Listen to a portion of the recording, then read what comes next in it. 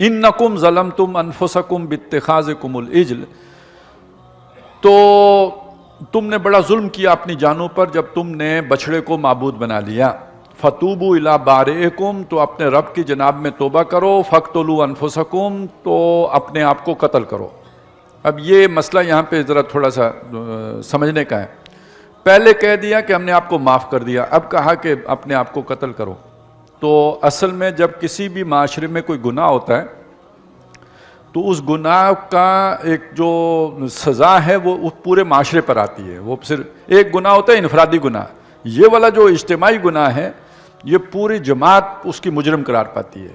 معاف کرنے کا مطلب ہے پوری جماعت پر عذاب نہیں بھیجا ہے، لیکن معاف کرنے کا یہ مطلب نہیں جس نے گناہ کیا وہ بھی معاف ہو گیا۔ جس نے گناہ کیا اس کو سزا دو، جس نے بچڑے کو معبود بنایا ہے اس کو سزا دو، اور سزا کیا ہے؟ قتل کرو۔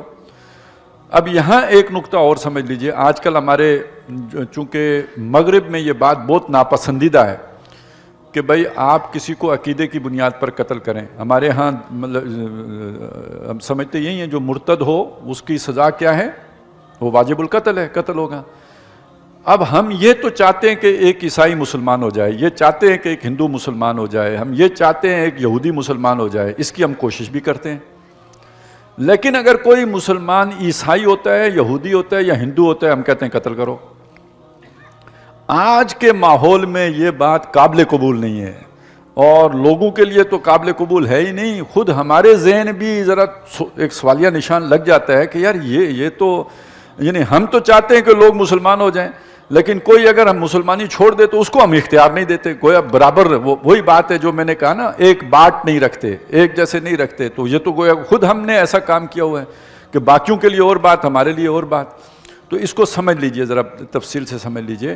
پہلی بات یہ ہے کہ دیکھیں ہمارے پاس وہ آئیڈیالوجی ہے جو حق ہے۔ ایک آدمی جب حق کی طرف آ گیا، اور یہ سارے جو نبی آتے ہیں اور جو کتابیں اترتی ہیں اور جو معجزے دیے جاتے ہیں یہ حق تک پہنچانے کے لیے دیے جاتے ہیں۔ اس وقت تک اس کو دعوت دینا، سمجھانا، جب تک اسے سمجھ نہیں آئی، یہ اللہ تعالیٰ جو ہے اس کی رحمت ہے کہ وہ چاہتا ہے کہ اسے سمجھا دیا جائے۔ سمجھ آنے کے بعد اس نے اسلام کو قبول کیا، جبراً اسلام قبول نہیں ہوا، سمجھ آنے کے بعد قبول کیا ہے۔ اب حق تک پہنچنے کے بعد جب دوبارہ کوئی گمراہی کی طرف چلا گیا اور کفر کی طرف چلا گیا تو اب وہ زندہ رہنے کا اس کا کوئی حق باقی نہیں ہے۔ جیسے قوم نوح کا حق باقی نہیں رہا تھا، جیسے قوم لوط کا حق باقی نہیں رہا تھا، جیسے قوم فرعون کا حق باقی نہیں رہا، اس لیے کہ ان پر حجت قائم ہو گئی۔ تو جس شخص کو حق سمجھ آ گیا اس پر تو حجت قائم ہو گئی، اور اس نے قبول کر لیا تو یہ تو ثبوت ہے کہ حجت قائم ہو گئی۔ اب اگر وہ نکل گیا ہے تو اس کا وہ جینے کا حق، اب وہ امتحان میں ناکام ہو چکا، اب اس کے جینے کا کوئی فائدہ نہیں۔ یہ تو اس اصول کے درجے میں سمجھ لیجئے۔ اگلی بات یہ سمجھیے کہ جو آج ہمارے بعض مفسرین نے یا علماء کہہ لیجئے یا دانشور کہہ لیجئے، جو مرضی آپ انہیں نام دے دیجئے، اس دباؤ کے تحت آ کے یہ بات کہنی شروع کر دی کہ اسلام میں قتل مرتد کی سزا ہی نہیں ہے، جو شخص مرتد ہو جائے اسے قتل کرنے کی سزا ہی نہیں ہے، یہ تو حضور کے دور میں تھا یا جو بھی، یہ تھا ہی نہیں۔ تو اصل میں چونکہ کیوں نہیں ہے؟ اس لیے کہ قرآن میں نہیں ہے۔ تو یہ چیز اصول کے درجے میں سمجھ لیجئے کہ تورات کس نے نازل کی؟ اللہ نے نازل کی۔ تورات میں جو احکام ہیں کس کے ہیں اتارے ہوئے؟ اللہ کے اتارے ہوئے ہیں۔ ہمارا یہ ماننا ہے کہ تورات میں تحریف ہو گئی، ٹھیک ہے ہو گئی، لیکن اگر تورات میں کوئی ایسا حکم تھا جس کا قرآن ذکر کر رہا ہے تو وہ معرف نہیں ہے۔ قرآن نے اس کا ذکر کر کے ثابت کیا کہ تورات کا یہ حکم اللہ کا حکم تھا۔ اب ان مفسر صاحب کو، ان عالم صاحب کو، ان دانشور صاحب کو قرآن سے اس حکم کی منسوخی کی دلیل لانی ہوگی۔ اس حکم کے ثبوت کی دلیل کی ضرورت نہیں ہے، اس کو منسوخ کہاں کیا اللہ نے؟